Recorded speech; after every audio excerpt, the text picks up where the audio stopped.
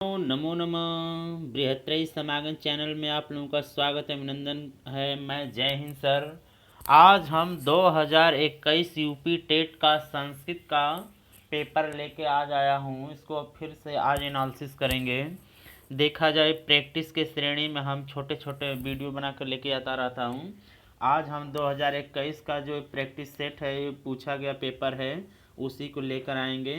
जो 30 क्वेश्चन संस्कृत से होता है, 30 क्वेश्चन हिंदी से होता है। आप लोग जानते हैं कि यूपी टेट में हिंदी संस्कृत का बड़ा मायने होता है, वो भी संस्कृत और अच्छे मायने होती है, क्योंकि जिस लड़के का हिंदी संस्कृत बढ़िया हो तो टेट उसके लिए बाएं हाथ का खेल होता है। आज वही हम भी चलेंगे। तो भाग 3 में पार्ट नंबर 3 में संस्कृत भाषा को लिया जाएगा। इसमें पहला 61 नंबर सवाल पूछा गया, देवता शब्द किस लिंग में होता है। तो आप लोग पढ़े होंगे प्रत्यय, स्त्री प्रत्यय, इसमें एक टाप प्रत्यय आता है ना, तो देवता, ये आपका देवता, देवता शब्द आकारांत, इसमें देवता शब्द आपका ये स्त्रीलिंग के श्रेणी में रखा जाता है। यानी 61 नंबर क्वेश्चन का राइट आंसर हो जाएगा, एक हो जाएगा। फिर दिया है एक संख्या क्वेश्चन है, आप 62 नंबर क्वेश्चन है, 53 को संस्कृत में क्या कहते हैं। त्रयपंचाशत, त्रपंचाशत, त्रपंचाशत, त्रीणि पंचाशत और चौथा त्रिपंचाशत। यानी इसका राइट आंसर हो जाएगा 62 नंबर क्वेश्चन का आपका चौथा त्रिपंचाशत। यानी राइट 62 नंबर क्वेश्चन का राइट आंसर हो जाएगा चौथा वाला। फिर एक शिक्षण से क्वेश्चन है, पाठ्य पुस्तक प्राय प्रौढ़ छात्र के लिए लिखी जाती है, कथन किसका है। ये शिक्षण से दिया है, पाठ्य पुस्तक प्राय अप्रौढ़ छात्र के लिखी जाती है, कथन किसका है। इसका राइट आंसर होगा 63 क्रॉनबेक, क्रॉनबेक है, क्रॉनबेक। यानी इसका राइट आंसर हो जाएगा क्रॉनबेक, क्रॉनबेक है। इसके बाद दिया है 64 नंबर शिक्षण प्रणाली, शिक्षण से ही क्वेश्चन है, दंडायन प्रणाली किस शिक्षण के लिए उपयोग है। काव्य शिक्षण, व्याकरण शिक्षण, गद्य शिक्षण, लेखन शिक्षण। जो दंडायन प्रणाली होती है आपका, ये काव्य शिक्षण से संबंधित होती है। 64 नंबर का ऑप्शन नंबर आपका पहला वाला राइट सही हो जाएगा। मौखिक भाषा शिक्षण की प्रत्यक्ष विधि है। मौखिक भाषा शिक्षण की प्रत्यक्ष विधि है, भाषण है, अनुलिपि है, प्रतिलिपि है, सुलेख है। जो मौखिक रूप में जो होता है ना, उसकी शिक्षण, जैसे बोलना होता है तो उसको बोल के ही बोला जाता है ना, तो उसको हम भाषण विधि को नाम से भी जानते हैं, यानी मौखिक विधि। यानी 65 नंबर क्वेश्चन का राइट आंसर हो जाएगा पहला वाला आपका हो जाएगा ये भाषण, भाषण विधि। फिर आपका चलेंगे इसके बाद 66 नंबर क्वेश्चन पर, कुटिम शब्द का अर्थ है, कुटिम शब्द, कुटिम, कुटिम शब्द का अर्थ है कठिन, कूटना, कष्ट, भवन भूमि। तो इसका राइट आंसर हो जाएगा 66 नंबर क्वेश्चन का ये कूटना होता है। इसका राइट आंसर हो जाएगा कूटना होता है, कूटना। अब इसके बाद 67 नंबर क्वेश्चन 55, 55 संख्या का एक सवाल फिर दिया, इसमें 2-3 सवाल दे दिया ना। ये 55 को संस्कृत में क्या कहेंगे। पंचाशत, पंच पंचाशत, पंचनवति, पंचशत। यानी 67 नंबर क्वेश्चन का राइट आंसर हो जाएगा पंच पंचाशत हो जाएगा, पंच पंचाशत हो जाएगा। 68 नंबर क्वेश्चन, निम्नलिखित में कौन सी कृति महाकवि कालिदास की नहीं है। आप लोग कालिदास पर थोड़ा सा व्याख्यान हो जाए कि महाकवि कालिदास की कुल 7 रचनाएं हैं, जिसमें प्रथम ऋतु संहार है, इसमें किरात, कुमार संभवम, रघुवंश महाकाव्य 2 महाकाव्य है और 3 नाटक है और दो गीत काव्य हैं। तो इसमें कहा कि कालिदास के इसमें कौन सी रचना नहीं है ना, तो आप जानते हैं अभियान शाकुंतलम कालिदास के, विक्रमोर्वशीयम कालिदास के और मालविका अग्निमित्रम, ये तीनों नाटक दे दिए ना, महाकवि कालिदास के तीनों नाटक। और उरु भंग जो दिया ऑप्शन नंबर तीसरा है, ये महाकवि भास की रचना है। तो इसका राइट आंसर हो जाएगा 68 नंबर क्वेश्चन का तीसरा वाला भास, भास। उरुभंगम जो है ये महाकवि, ये ऑप्शन के अनुसार नहीं है। श्री शब्द प्रथमा विभक्ति एक वचन का रूप बताइए। इसमें राइट आंसर इसका हो जाएगा 69 नंबर क्वेश्चन का पहला वाला श्री है, श्रिया, श्रियम, श्रियाम, है ना। इसका राइट आंसर हो जाएगा पहला वाला श्री है। अब 70 नंबर क्वेश्चन, अहम शिशु अहम शिशुम पश्यामी को कर्मवाच्य बदलिए, अहम अस्मत् का रूप इसका तृतीय व्यक्ति लेंगे तो मया शिशुम का हो जाएगा शिशुम, और पश्यामी का दृश्यते, यानी मया शिशुम दृश्यते। इसका राइट आंसर हो जाएगा आपका दूसरा वाला सही, यानी 70 नंबर क्वेश्चन का राइट आंसर मया शिशुम दृश्यते। मित्रों इसके बाद आगे चलेंगे। सबसे आप लोगों से गुजारिश है, रिक्वेस्ट है कि बृहत्तरी समागम चैनल को लाइक सब्सक्राइब तथा शेयर अवश्य करें, ताकि अधिक से अधिक मुझे कमेंट मिल पाए, मैं तो जान सकूं कि कितने लोग देख रहे हैं, कितने लोग बता रहे हैं। इसके बाद जो भी कमी होगी नेक्स्ट वीडियो में हम लोग को पूरा करके हम दिखा देंगे, लेकिन कमेंट जरूर करिएगा। अब चलेंगे 71 नंबर क्वेश्चन में। पाणिना मुखम प्रक्षाल्यति में पाणिना कारक है। ये मित्रों इसमें ये हुआ ना, ये पाणिना जो है थोड़ा सा गलत की, क्यों पानी ना यानी पानी से मुख धोता है ना, तो इसमें कौन सा कारक यानी जैसे साधन का प्रयोग किया जाता है ना कि वह कलम से लिखता है, तो कलम लिखने का साधन हो गया, तो वो जल से मुंह धोता है, तो जल यहाँ मुंह धोने वाला ना, तो पाणिना, पानी को पाणिना लिखा है। इसमें कौन सा कारक हो जाएगा? अपादान कारक, अधिकरण कारक, कर्ता कारक और करण कारक। 71 नंबर क्वेश्चन का राइट आंसर हो जाएगा आपका ये करण कारक हो, यानी इसका राइट आंसर हो जाएगा करण कारक। फिर इसके बाद चलेंगे अनुस्वार का उच्चारण स्थान बताइए। ओष्ठ, तालु, कंठ, नासिका। बहुत आसान सवाल दिया है, यानी अनुस्वार का राइट आंसर हो जाएगा नासिका।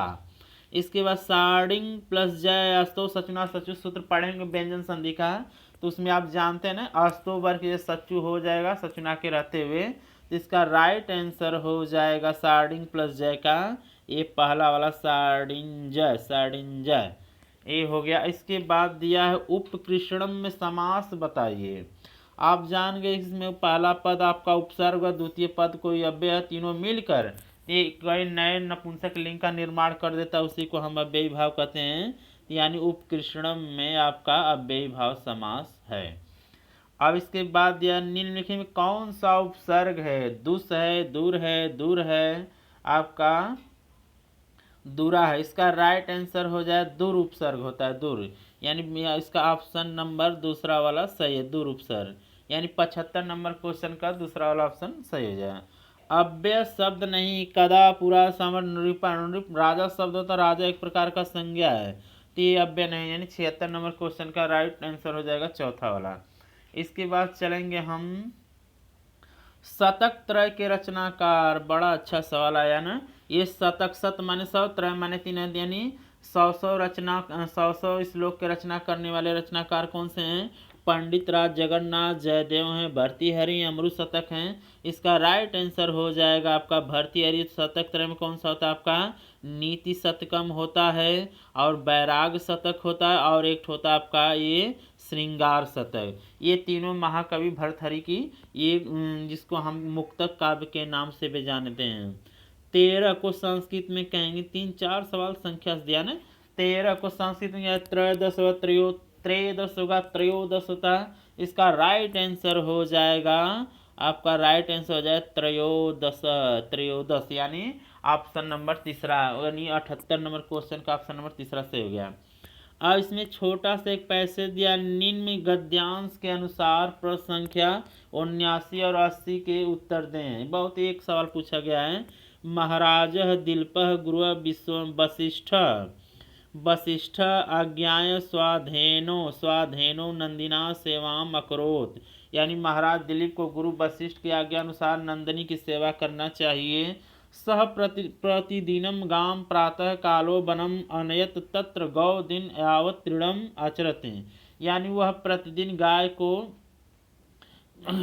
गाय को समय से अनयत वो गौ को यानी वो चराने के लिए ले जाते थे, यानी गौ चराने, तृणम दिया ना, दूब चराने के लिए ले जाते थे। सायं काले रागे सुदक्षिणा ताम अचिरते हैं, यानी सायं काल को राजा सुदक्षिणा उनको लेकर आए।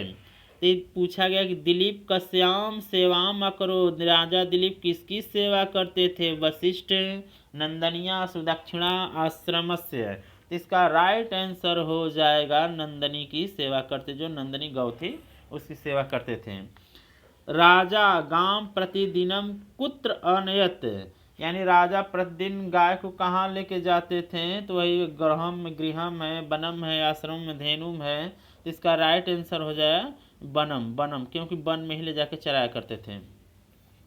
फिर दिया दिवस शब्द के सप्तमी विभक्ति बहुवचन के रूप बताया, दिवसेषु दिवसेषु दिवसु दिवसेषु दिवसेषु।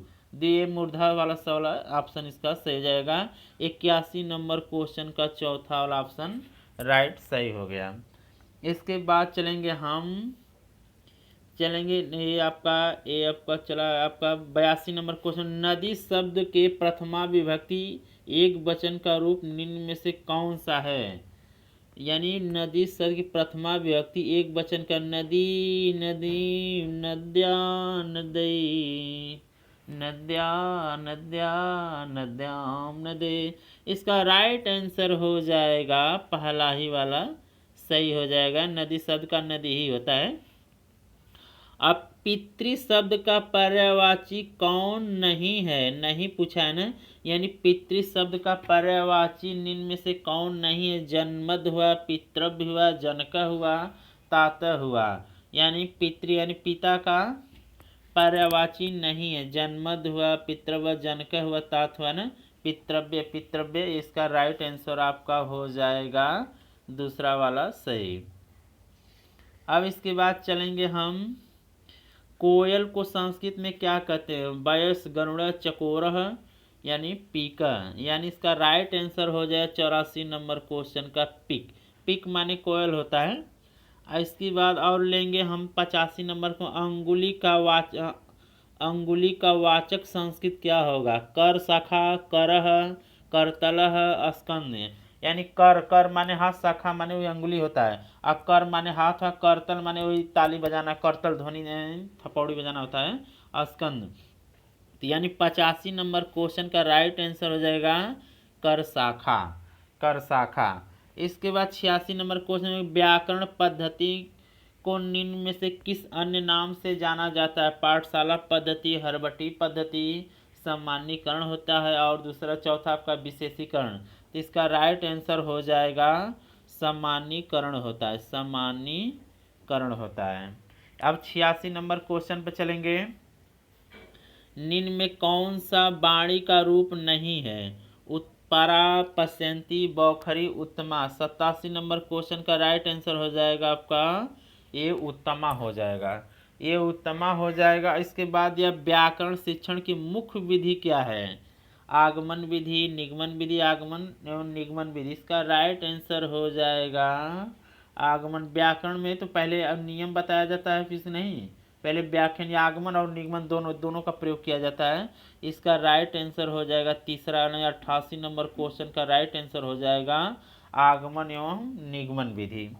इसके बाद चलेंगे 89 क्वेश्चन, कक्षा शिक्षण से है, कक्षा के बच्चों को उनकी अवधारणाओं को बदलने में आप किस प्रकार सहायता करेंगे। सूचना, कक्षा के बच्चों को उनकी अवधारणाओं को बदलने में आप किस प्रकार की सहायता करेंगे। सूचना देकर, याद करने हेतु कहकर, यदि बच्चों की अवधारणाएं गलत हो तो दंड देकर, तथ्यात्मक जानकारी देकर, अवधारणाओं के बारे में बच्चों को अपनी समझ को व्यक्त करने का अवसर देकर। इसका राइट आंसर हो जाएगा चौथा नंबर हो जाएगा, अवधारणाओं के बारे में बच्चों को अपनी समझ को व्यक्त करने का अवसर देना। 90 नंबर क्वेश्चन में, मातृभाषा सीखने का स्वाभाविक क्रम क्या है। ये दिया है सुनना, बोलना, पढ़ना, लिखना। इसका ये राइट आंसर हो जाएगा तीसरा वाला। इसका एक ट्रिक होता है सुबोपली, यानी ये कहाँ गया, ये सुबोपली, यानी सुनना, बोलना, पढ़ना, लिखना। यानी 90 नंबर क्वेश्चन का राइट आंसर तीसरा आया। मित्रों, बृहत्तरी समागम चैनल को और आगे बढ़ाने के लाइक, सब्सक्राइब तथा कमेंट करना अति आवश्यक है। जो भी सुझाव आप लोग कमेंट के माध्यम से दीजिएगा। बस आज के लिए इतना ही रहने दीजिए, नेक्स्ट वीडियो मिलेंगे। नमो नमः।